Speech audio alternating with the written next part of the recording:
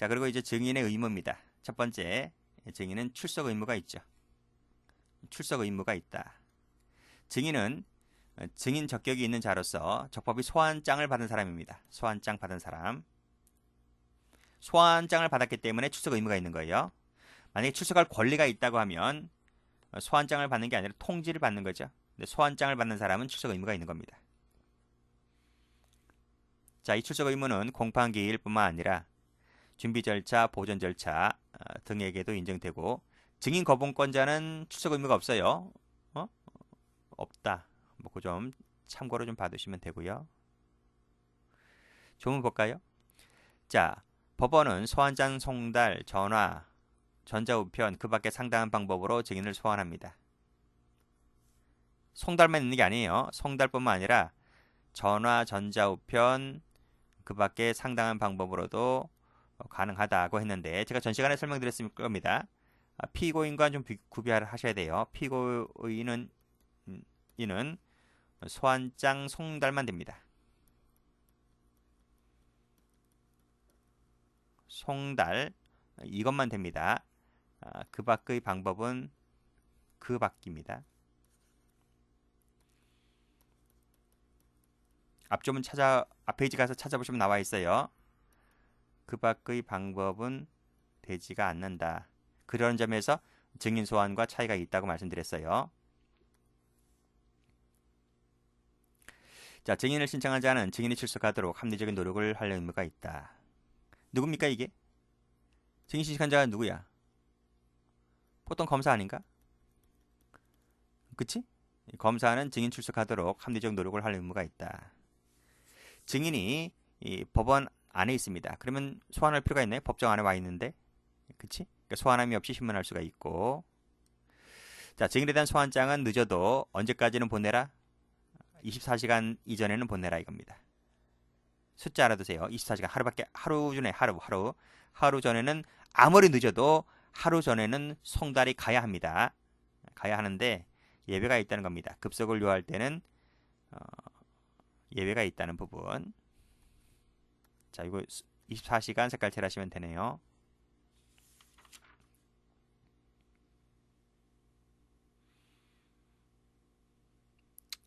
자, 증인 소환할 때는요. 앞에서 공부했던 이 피고인 소환에 관련된 규정이 준용됩니다. 그래서 영장 발부, 소환장 방식, 송달에 관련된 규정이 증인 소환할 때 준용되는데 앞에서 말씀드렸듯이 소환장만 빼고요. 그치? 피고인 여기서 뭐만 빼고 피고인 송달은 소환장에 의한다. 요것만 빼고 나머지는 다 준용됩니다. 그렇죠?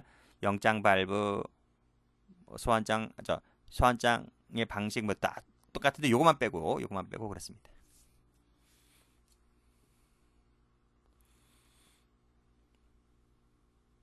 자, 판례 볼까요?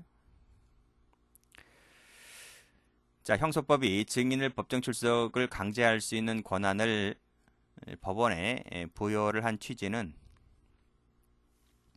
사건 실체를 규명하는 데 있다고 봤어요. 다른 증거나 증인 진술에 비추어 굳이 추가 증거 조사를 할 필요가 없다는 등의 사정이 없고 또 소재 탐지나 구인장 발부가 불가능한 것이 아님에도 불구하고 어떻게 했다는 거야 이 사람이? 불출석한 핵심 증인에 대하여 소재 탐지나 구인장 발부 없이 갑자기 취소시켜버립니다. 이것은 뭐다?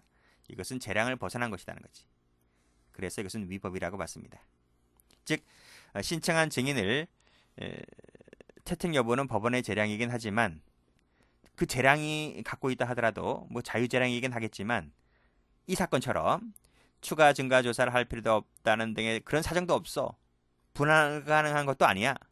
그런데도 불구하고 갑자기 불출석한 사람에 대하여 소재 탐지, 구인장 발부 없이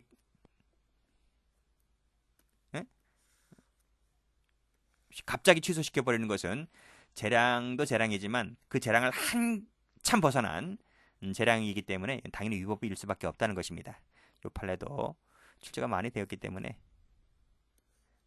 기억을 좀 해두시면 됩니다.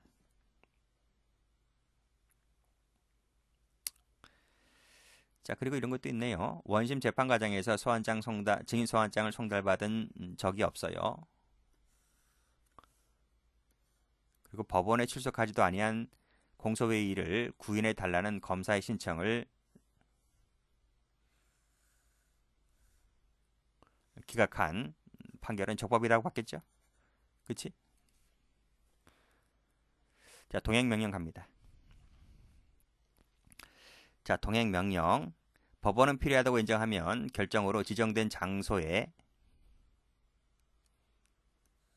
증인의 동행을 명할 수 있다. 법정에는요? 법정에서는 앞에 페이지에서 봤잖아. 법정에서는 소환하는 거야, 소환. 법정 공판장에서 할 때는 소환장을 보내서 소환시키면 되는 거예요. 그러면 여기서 동행명령은 어느 때 하는 거야? 동행명령은 법정 외에서 할 때. 법정 외에서 할 때 동행명령을 때리는 거다. 이렇게 비교하시면 되겠네요. 그래서 각주를 보시게 되면 동행명령은 그치? 원래 법정에서 신문할 것으로 예정되던 소환한 증인을 법정 외에서 할 때, 법정 외에서 할 때 행해지는 조치다 하는 거예요. 그런 점에서 비교하시면 되겠고, 자, 증인이 정당한 사유 없이 동행을 거부하면 구인할 수 있습니다. 구인밖에 안 돼요. 구인밖에 안 돼요. 과태료, 비용 부담 감치 안 됩니다. 체크하면 됩니다. 그런 점에서 요 밑에랑 비교하셔야 됩니다. 이렇게 상반되는 표시를 해두시고 구인밖에 안 된다고요? 자, 요건 뭐야? 불출석 제재는 뭐야? 법정에 소환했는데 소환할 때 불출석할 때, 그렇지? 법정에 불출석할 때 어떤 제재가 가해지는지를 좀 볼게요. 자, 법원은 소환장을 송달받은 사람입니다. 송달받은 증인이 정당한 사유 없이 출석하지 아니하는 때에는 이 비용을 부담시킵니다. 그리고 과태료를 부과시킬 수가 있는데 그 금액이 500 이하입니다. 500 이하 과태료를 때릴 수 있다. 그리고 이 돈이잖아, 돈. 비용도 돈이고 과태료도 돈이잖아요. 이 돈에 대해서는 즉시 항고를 할 수 있습니다. 즉시 항고는요, 원래 집행정지효가 있어요. 이것은 원래 집행정지효가 있다고요. 집행을 정지시키는 효력이라는 게 있는데 이건 예외야. 여기서는 정지가 안 됩니다. 그래서 출제가 잘 됩니다. 아시겠어요? 다시 한번 정리합니다. 법정 외에서 행해지는 동행명령은 증인이 정당한 사유 없이 동행명령을 거부하면 구인밖에 할 수가 없지만 법정 안에서 이루어지는 소환장이 갔음에도 불구하고 불출석하게 되면 일정한 제재를 따르게 되는데 그게 말씀드린 대로 비용 부담, 과태료인데 과태료는 500입니다. 300 아닙니다. 숫자까지 알아두셔야 됩니다. 그리고 이 부분에 대하여 즉시 항고를 할 수가 있는데 즉시 항고는 원래 집행 정지 효력이라는 것이 있지만 이 경우만큼은 정지효가 적용되지 않습니다. 아시겠어요? 집행 부정지입니다. 이 경우는 꼭 좀 알아두셔야 돼요. 자, 그런 점을 봐두시고 그리고 1항에서 말씀드린 대로 소환장을 송달받은 증인이라 했어요. 근데 앞에서 증인을 부를 때는 송달뿐만 아니라 전화, 전자우편 그 밖에 상당한 방법으로도 할 수 있다고 했잖아요. 그 경우는 여기에 적용되지 않습니다. 여기는 소환장을 송달받았을 때만 여기 비용 부담 과태료가 나오는 겁니다. 요 별표 쳐볼게요. 그래서 여기 나와 있듯이 소환장을 송달받은 경우에만 요 2번 별표입니다. 요것이 적용되는 것이지 다음 페이지를 가보면 여기 끊고요. 전화, 전자우편 간편한 방법 같은 경우 동행명령 거부도 마찬가지듯이 비용 부담이나 과태료는 부과할 수가 없습니다. 됐나요? 됐습니다. 그래서 다시 한번 올라가 보면 여기서 집행이 정지되지 않게 하는 것은 왜 그럴까? 이때는 소송의 신속을 기함에 있다. 신속성 때문에 그렇습니다. 정지시키지 않습니다. 자, 그런 점 꼭 좀 확인을 해 두시기 바라요. 자, 그 다음 볼 것이 감치인데요. 자, 법원은 1항에 따른 과태료 재판을 받고도 정당한 사유 없이 또다시 출석을 하지 않아요. 그러면 뭘 때린다? 감치라는 걸 때립니다. 감치. 감치를 때리는데 그 숫자가 7일입니다. 7일 이내의 감치예요. 뭐 하루 때릴 수도 있고 그래요. 뭐 몇 시간 때릴 수도 있고요. 어쨌든 최대 맥시멈으로 7일 이내의 감치에 처한다. 감치는 형벌이 아닙니다. 질서벌이지. 이것은 어디까지나 질서벌에 불과하다. 질서벌이지 형벌이 아닙니다. 자, 그런데 요 8항 가볼게요. 자, 2항의 결정에 대해서는 즉시 항고할 수 있다.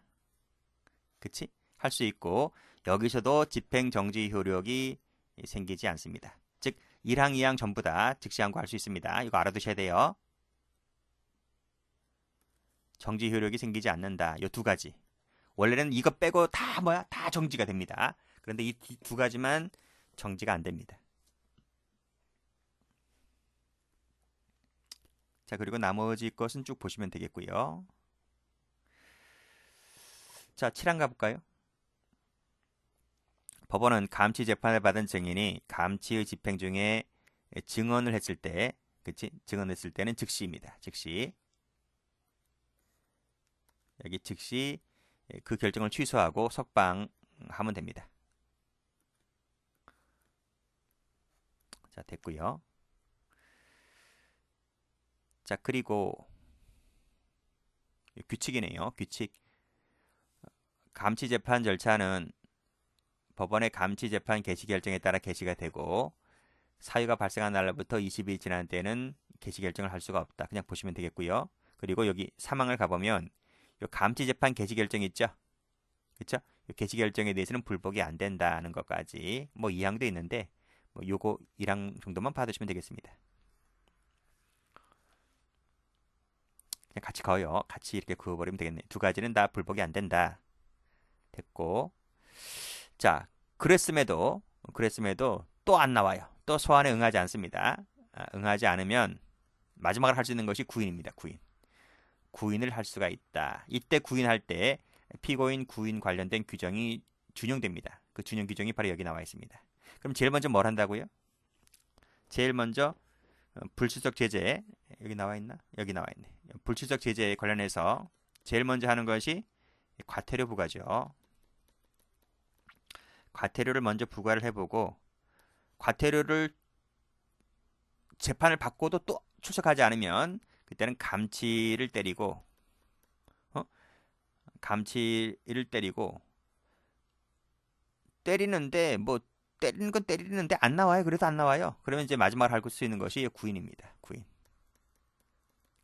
이런 순서대로 제재를 가해진다는 거죠.